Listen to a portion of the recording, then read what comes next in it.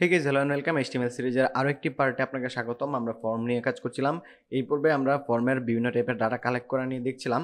আজকের পর্বে আমরা দেখব কিভাবে ফর্মে একটা চেকবক্স নিতে হয়, কিভাবে ফর্মে কালার নিতে হয়, ডেট, ইমেল, ফাইল, এই পাঁচটা ব্যাপার আজকে আমরা দেখব। এর আগের পর্বগুলোতে আমরা কিছু টাইপের ডাটা কালেক্ট করা কিভাবে করতে হয় সেটা দেখেছিলাম। তো চলুন আমরা প্রত্যেকটাতে লেভেল অ্যাড করি। তো এইখানে আমরা জাস্ট একটা করে লেভেল নিব।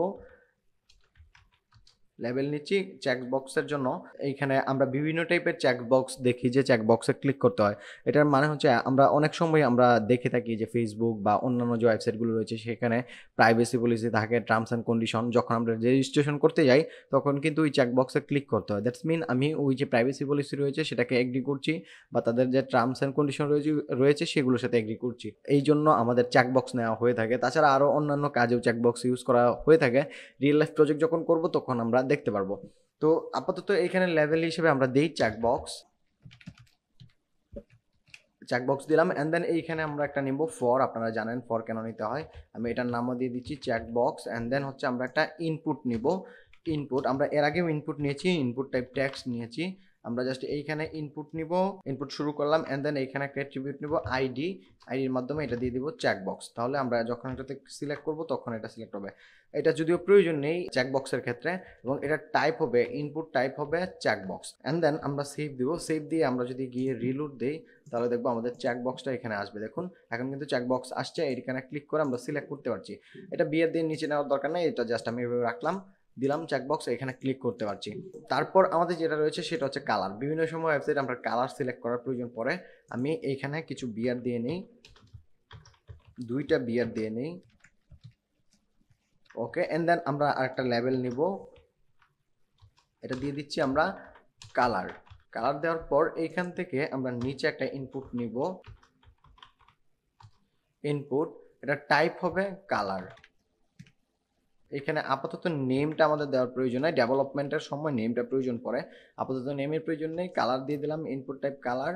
ওকে, দিয়ে সেভ দিচ্ছি। সেভ দিয়ে আমরা এখানে কিন্তু লেভেল ফর এগুলো দিইনি।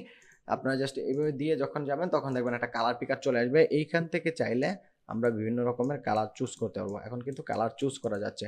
তো এইভাবে আমরা কালারগুলো কালেক্ট করতে পারি ইউজার থেকে। অ্যান্ড দেন আমরা এখানে বিয়ারগুলোকে আবার কপি করে নিব। কপি করার পর নিচে দিয়ে দিচ্ছি। তারপর হচ্ছে আমরা নিব ডেট। আমরা যদি ইউজার থেকে ডেট নিতে চাই সেটা কিভাবে নিব? ডেট নেওয়ার জন্য সেম ভাবে আমরা একটা লেভেল নিব। একটা লেভেল নিয়ে নিচ্ছি, আমি কপি পেস্ট করছি দ্রুত করার জন্য। লেভেল নিলাম, এটা টেক্সটটা হবে ডেট, যেহেতু চাচ্ছি ডেট নিব। ডেট নিলাম, নেওয়ার পরে এইখানে আবারও ইনপুট নিব। ইনপুটের টাইপ হবে আমাদের ডেট। আমরা যখন ডেট দিব তখনই এটা ঠিকঠাকভাবে কাজ করবে। আমাদের নেমের প্রয়োজন নেই। আমরা সেভ দিচ্ছি। সেভ দেওয়ার পর এখন যদি ফ্রন্ট এন্ডে গিয়ে রিলোড দিই তাহলে দেখবো একটা ডেট পিকার চলে আসছে। এখানে যখন ক্লিক করব আমরা যে কোনো র্যান্ডম ডেট এখান থেকে সিলেক্ট করতে পারবো। ডেটের পরে রয়েছে ইমেল। আমরা ইউজার থেকে অনেক সময় ইমেল নেওয়ার প্রয়োজন পড়ে।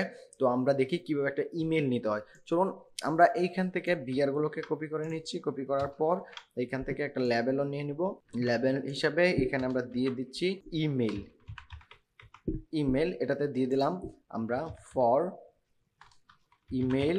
সেভ দিচ্ছি। এখানে একটা ইনপুট নিব, ইনপুট টাইপ হবে ইমেল।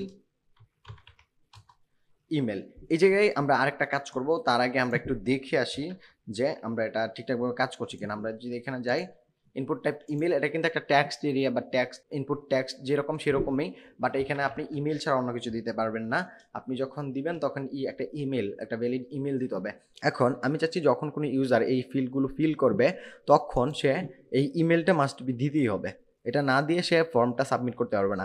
আমাদের যখন আমরা একটা ফর্ম কোনো ইউজারকে দিই যে সে এটা ফিল করবে, তখন এখানে কিছু ডাটা থাকে যেগুলো হচ্ছে আমাদের ম্যান্ডেটরি, যেটা লাগবেই, সেটাকে বলা হয় রিকোয়ার্ড। আর যেগুলো আমাদের অপশনাল সেগুলো আমাদের না দিলেও চলে। এখন আমি চাচ্ছি যে আমাদের ইমেলটা হবে ম্যান্ডেটরি বা দিতেই হবে।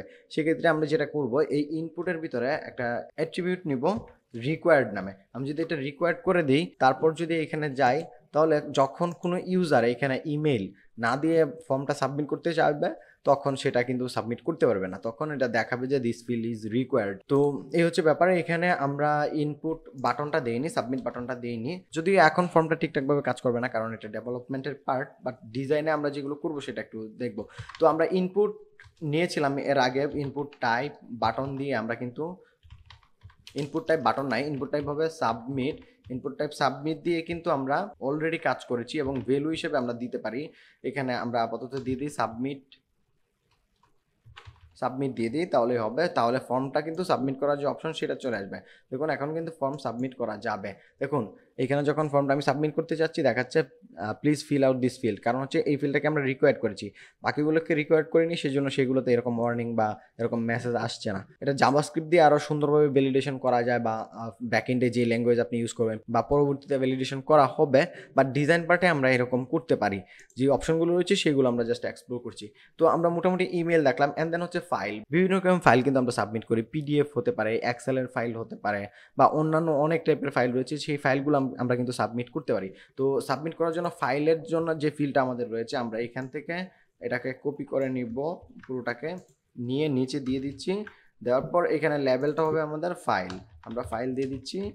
এখানে আমরা ফরের জায়গায় ফাইল দিয়ে দিতে পারি, ফরের জায়গায়, এবং এইখানে একটা ইনপুট নিব আমরা বরাবরের মতোই। ইনপুট টাইপ হবে ফাইল, ইনপুট টাইপ ফাইল হবে।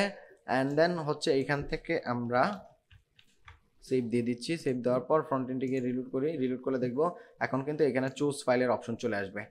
এখন চাইলে যে কোনো ফরম্যাটের ফাইল, অডিও, ভিডিও বা অন্যান্য যে কোনো ফরম্যাটের ফাইল এখান থেকে চুজ করা যাবে, আপলোড করা যাবে। মোটামুটি এই ছিল আমাদের আজকের ভিডিও। পরবর্তী ভিডিওতে আরও কিছু টাইপের ডাটা কীভাবে কালেক্ট করতে হয় সেগুলো দেখবো। আজকে ভিডিও এখানেই শেষ করছি, দেখা হবে পরবর্তী পার্টে। সে পর্যন্ত ভালো থাকুন, সুস্থ থাকুন, আল্লাহ হাফেজ।